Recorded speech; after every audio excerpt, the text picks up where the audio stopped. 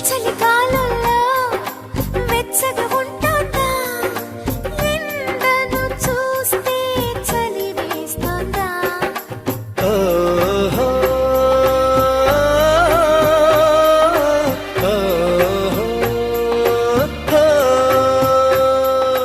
ఎదురుగా నువ్వున్నా విరహం పుడుతోంది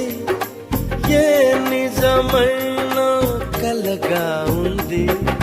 విసుగేతో కలిగింది దిగులేతో పెరిగింది అసలేతో జరిగింది మతి కాస్త పోయింది